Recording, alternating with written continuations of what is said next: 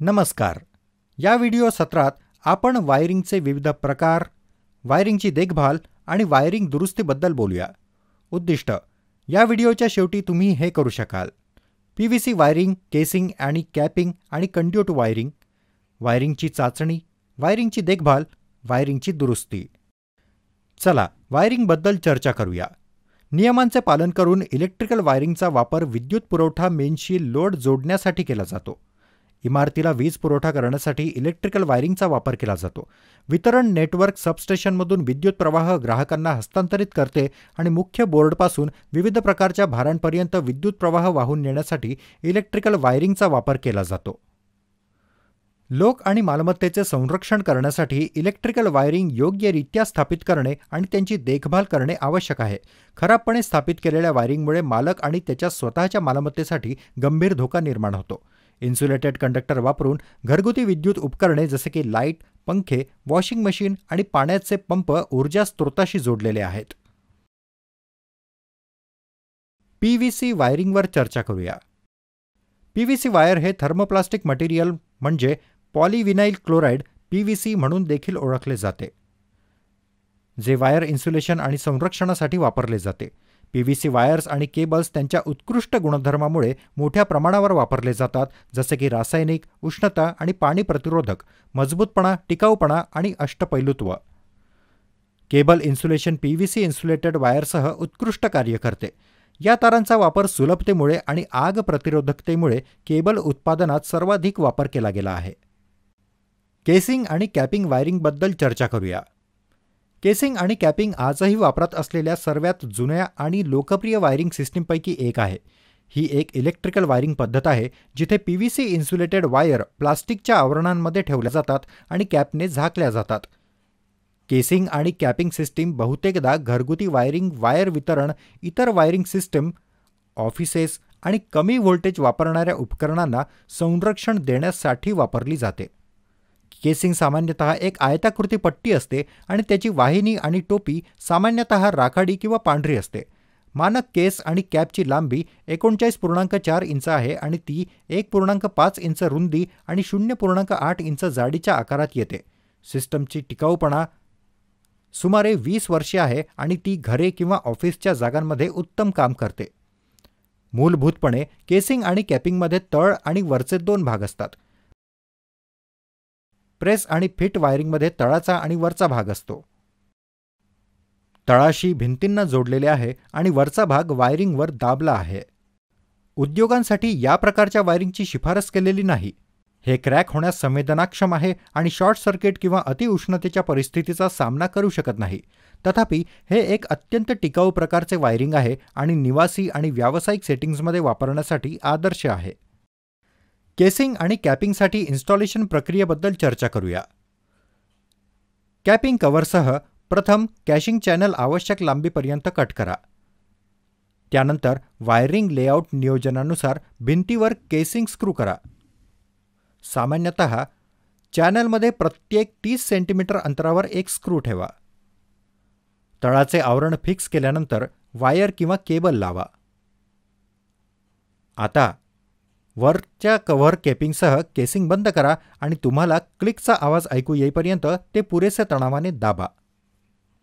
फायदे: इतर वायरिंग सिस्टीमच्या तुलनेत ही वायरिंग कमी खर्चिक आहे. ते धूर, ओलावा आणि आर्द्रता यापासून संरक्षित आहे. आमच्या गरजेनुसार इन्स्टॉलेशन सानुकूलित केले जाऊ शकते. इलेक्ट्रिक शॉकचा धोका कमी होतो. फेज आणि न्यूट्रल वायर वेगळ्या स्लॉटमध्ये ठेवल्यास दुरुस्ती करणे अगदी सोपे आहे. कॉन्ड्युइट वायरिंगबद्दल चर्चा करूया. वायरिंगसाठी कॉन्ड्युइट वायरिंग ही सर्वोत्तम पद्धत आहे आणि ती बहुतेक वापरली जाते. त्याची पोकळ आकाराची रचना विद्युत वायरिंगसाठी मार्ग प्रदान करते.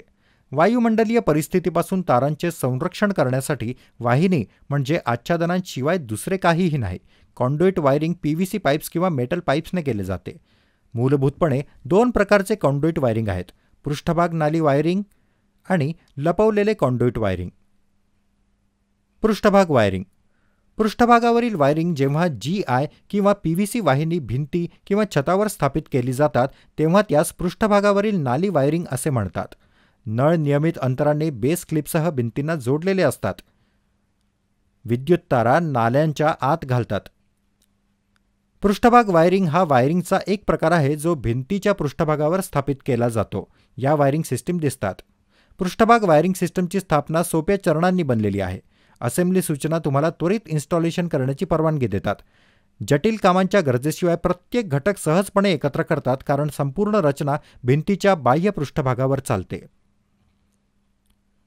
सरफेस वायरिंग ही एक अशी प्रणाली आहे ज्यामध्ये तारा फक्त भिंतीच्या किंवा छताच्या पृष्ठभागावर चालवल्या जातात, परंतु सजावटीच्या आवरणाने किंवा चॅनलद्वारे लपवल्या जातात आणि संरक्षित केल्या जातात. पृष्ठभागाच्या वायरिंगचा फायदा असा आहे की ते विद्यमान फिनिशमध्ये कमी किंवा कोणत्याही व्यत्ययाशिवाय केले जाऊ शकतात. सरफेस कॉन्ड्युइट वायरिंगच्या प्रक्रियेबद्दल चर्चा करूया. पृष्ठभागावर मार्ग किंवा रेसवे निवडा जिथे नाले प्रथम स्थापित केले जातील. पाथमध्ये वीज पुरवठ्यापासून लोडपर्यंत सर्वात लहान मार्ग असणे आवश्यक आहे. मार्गावर कोणत्याही दळणवळणाच्या ओळी किंवा पाण्याच्या लाईन नसल्याची खात्री करा. मार्ग किंवा रेसवेचे अंतर मोजा. स्थापनेसाठी योग्य साहित्य निवडा जसे की pipes, junctions, bend, saddle, screw इत्यादी.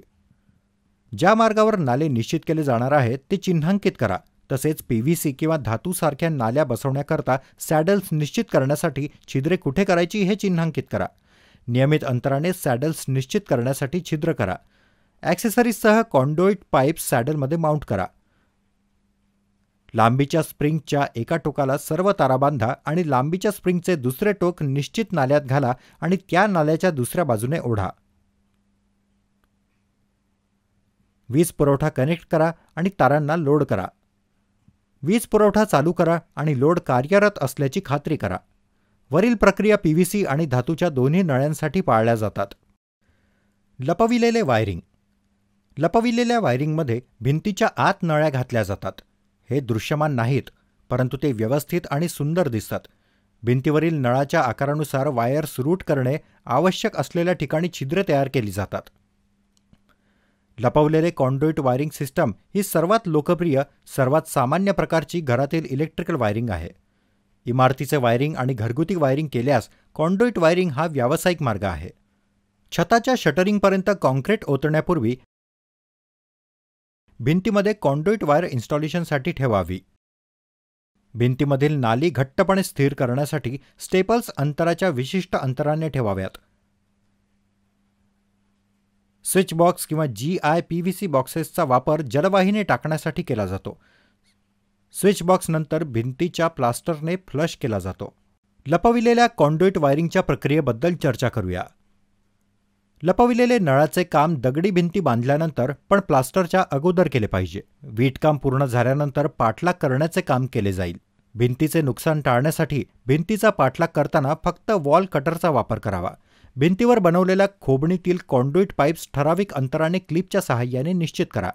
नळ, खोके आणि उपकरणे निश्चित केल्यानंतर छिन्नी केलेली पृष्ठभाग सिमेंट मोर्टारने भरली पाहिजे. पाठलागाची रुंदी नळांच्या संख्येनुसार मर्यादित असावी. सर्व क्षैतिज रनबॉक्स स्तरावर सरळ असावेत. लाईट पॉइंट कॉन्डुइट स्विच बॉक्समध्ये सरळ उभ्या चालेल. भिंत, नाली झिगझॅग घेऊ नये. कोणत्याही कम्युनिकेशन लाईनजवळ पॉवर वाहिनी चालवू नये. खोट्या कमाल मर्यादेच्या वरचे नळ योग्य सपोर्ट सस्पेंडरसह चालतील. कोणत्याही परिस्थितीत फॉल्स सिलिंग ग्रीडवर वाहिनी टाकली जाणार नाहीत. दगडी बांधकाम चालू असताना खोट्या सिलिंगच्या कामाच्या बाबतीत उघड्या टोकांसह सर्व उभ्या रन शीर्षस्थानी सील केल्या जातील. फायदे.